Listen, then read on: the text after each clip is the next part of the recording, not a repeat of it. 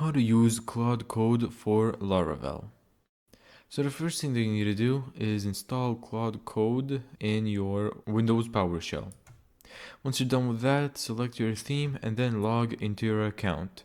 You can only use a Claude account with a subscription. Once you've done that, step 2 is to create or open a Laravel project. Type in this code, Laravel new test-app. Then step 3, install Laravel Boost. Type in this command and then this command. Laravel Boost is specifically designed for AI-assisted Laravel workflows. Step 4, connect Claude Code. Type in Claude and then type in this command. And there you go. That's how to use Claude Code for Laravel.